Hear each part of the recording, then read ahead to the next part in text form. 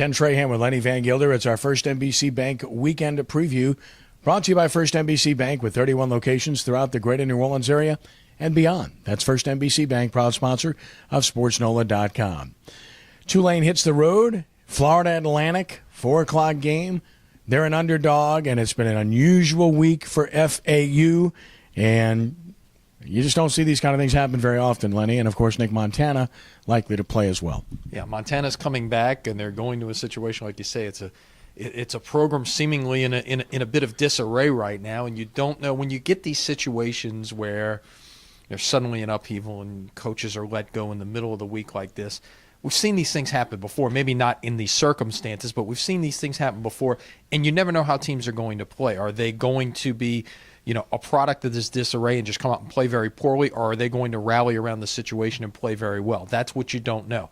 For Tulane, it's their first road game in 5 weeks, and they've got to play 3 of the last 4 on the road, and suddenly, after Thursday night when Rice lost to North Texas, they are all alone in first place in Conference USA's West Division, and a chance to not only win the West Division, but play host to the Conference USA Championship game if they could take care of business in November. Yeah, we'll see. And it's another great opportunity, in particular since Rice got beat in North Texas. So Tulane in great shape here in Conference USA. LSU enjoys an off week. It's Alabama the following week, so an extra week to prepare. Another off-the-field distraction this week. You've had quite a few of those in recent years. Yeah, unfortunately, and be interested to see how LSU responds to this situation. But Les Miles taking it easy with his team on the field this week. Nick Saban doing much the same. Really not getting so much into the preparations for next week, as opposed to just fine-tuning some things on their own end and really hard game planning coming up when they get back to work first part of next week. Saints and the Jets on Sunday at the Meadowlands, and it's kind of a dry run if you want to play in the Super Bowl. MetLife Stadium. It will be a little bit different, though, coming up in February because the weather's really good right now, which bodes well for the Saints. Forecast, though, high 40s. I mean, you'd love to see that on Super Bowl Sunday. I'm sure the NFL would love to see that on Super Bowl Sunday.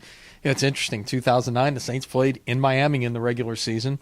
Not about this point of the season, actually, when they ended up ending the season there. So maybe that's an harbinger, if you will, of what may happen this year. Yeah, we'll see. Jets really struggled last week. They're not so good in the deep defensively. That might bode well for Drew Brees, but it's a road game, and the Jets will be motivated. The Pelicans lost a tough one to start the season. At home against Indiana, led most of the way, could not finish.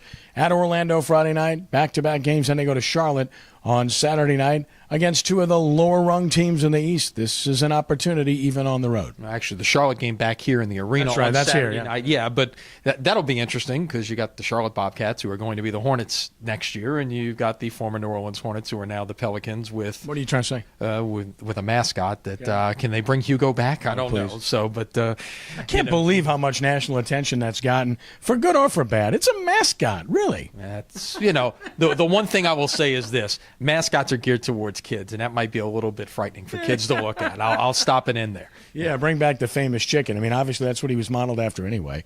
I mean, unreal. High school football, first NBC Prep Showcase continuing. Yeah, Brother Martin Jesuit live on Sports NOLA Friday night at 7. You can watch the re-air Saturday at noon on WHNO TV 20.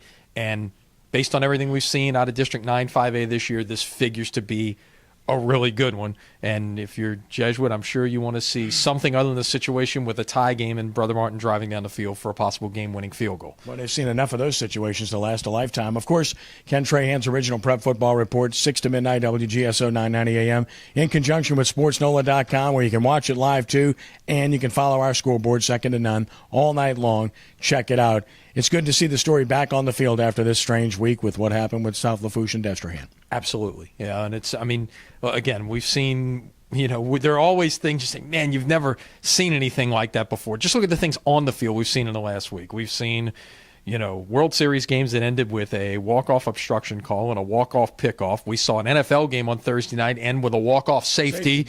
So we see a lot of things that you say, and that's a great thing about sports, and we talk about it all the time. You always see things that you've never seen before. That certainly ranks up there.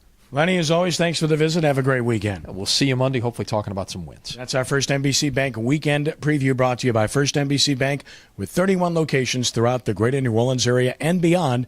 That's First NBC Bank, proud sponsor of SportsNola.com. For Lenny, I'm Kenny. Have a great weekend, and God bless.